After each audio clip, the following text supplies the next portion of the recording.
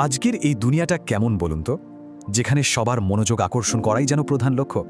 কিন্তু এর মধ্যেও কিছু মানুষ আছেন যারা সোশ্যাল মিডিয়া একদম চুপচাপ, বলতে গেলে প্রায় অদৃশ্য, যারা নিজেদের কোনো ছবি বা আপডেট পোস্ট করেন না। মনোবিজ্ঞান তাদের সম্পর্কে কি বলে, চলুন এই ব্যাপারটার গভীরে ঢোকা যাক। আপনার ফ্রেন্ড লিস্টেও কি এমন কেউ আছে যার প্রোফাইলে গেলে মনে হয় আরে এ তো কিছুই পোস্ট করে না? মনোযোগ আকর্ষণের এই যুগে এদেরকে দেখে প্রায় অদৃশ্যই মনে হতে পারে, কিন্তু জানেন কি, মনোবিজ্ঞান বলছে এই আচরণটা আসলে তাদের আত্মবিশ্বাস আর মানসিক বুদ্ধিমত্তা নিয়ে অনেক বড় কিছু প্রকাশ করে। তো এদের দেখলে আমাদের মাথায় কি আসে? হয়তো ভাবি এরা খুব লাজুক বা একটু অসামাজিক, অথবা তাদের জীবনে হয়তো শেয়ার করার মতো কিছুই নেই, তাই না? কিন্তু সাইকোলজি কিন্তু একদম অন্য একটা গল্প বলছে। এই নীরবতার পেছনে প্রায়ই লুকিয়ে থাকে গভীর আত্মবিশ্বাস আর মানসিক পরিপক্কতা। তাহলে আসল কারণটা কি? প্রথম এবং সবচেয়ে বড় কারণ হলো এরা প্রাইভেসি বা গোপনীয়তাকে জনপ্রিয়তার চেয়ে অনেক উপরে রাখে। বাইরের কোলাহলের থেকে এদের কাছে ভেতরের শান্তিটা অনেক বেশি গুরুত্বপূর্ণ। দেখুন, সাইকোলজিস্টরা বলেন যারা কম ছবি পোস্ট করেন তারা আসলে নিজেদের ব্যক্তিগত জগৎটাকে খুব ভালোবাসেন এবং সেটাকে রক্ষা করতে চান। এর মানে কিন্তু এটা নয় যে তারা অসামাজিক, বরং তাদের ভালো থাকার জন্য বাইরের লোকের লাইক বা কমেন্টের দরকার হয় না। তারা নিজেদের ভেতরের অনুভূতির ওপর বেশি বিশ্বাস রাখে, আর এটা কিন্তু তাদের মানসিক শক্তিরই একটা বড় লক্ষণ।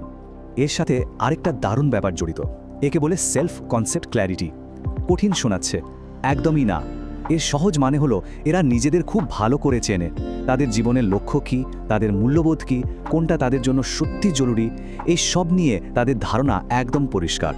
কারণ তাদের আনন্দটা ভেতর থেকে আসে, বাইরের প্রতিক্রিয়ার ওপর নির্ভর করে না।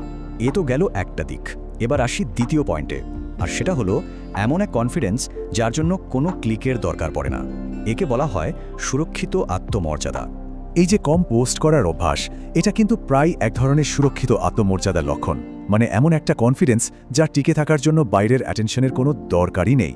এই মানুষগুলো সাধারণত কম টেনশন করে, কে কি ভাবলো তা নিয়ে বেশি মাথা ঘামায় না, আর নিজের আসল জীবনের লক্ষ্যগুলো পূরণ করার দিকেই বেশি মনোযোগ দেয়। একটা কথা আছে যেটা পুরো বিষয়টাকে এক লাইনে বলে দেয়।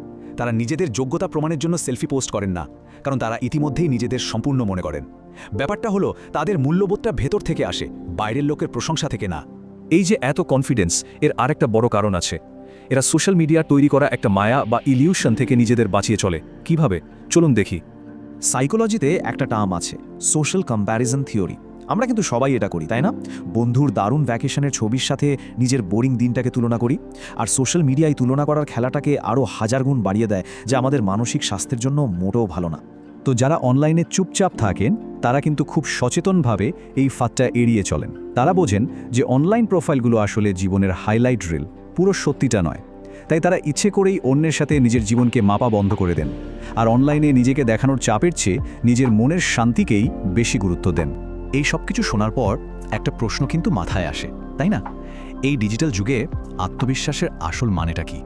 তো আসল কথাটা হলো, যারা অনলাইনে শান্ত তারা আসলে অনেক গভীর চিন্তার মানুষ। তারা নিজেদের বিচার করে তাদের নিজস্ব মাপকাঠি দিয়ে, অন্যরা কি ভাবলো তা দিয়ে নয়। তাদের কাছে হাজারটা লাইকের চেয়ে একটা ভালো গভীর কথোপকথন অনেক বেশি দামি। আর এটাই হলো সবচেয়ে গুরুত্বপূর্ণ পয়েন্ট। নিজেকে গুরুত্বপূর্ণ বা মূল্যবান ভাবার জন্য তাদের হাজার হাজার মানুষের সামনে দৃশ্যমান হওয়ার কোনো দরকারই পড়ে না, কারণ সেই স্বীকৃতিটা তারা নিজেদের ভেতর থেকেই পায়। তাই পরের বার যখন এমন কাউকে দেখবেন যে অনলাইনে একদম চুপ, তখন তাকে হয়তো আর লাজুক বা অসামাজিক ভাববেন না, বরং ভাববেন এই মানুষটা হয়তো মানসিকভাবে অনেক বেশি স্থির আর আত্মসচেতন। আর এটাই আমাদের একটা বড় প্রশ্নের সামনে দাঁড় করিয়ে দেয় যে দুনিয়ায় অ্যাটেনশনটাই সবকিছু, সেখানে আসল কনফিডেন্সের চেহারাটা ঠিক কেমন?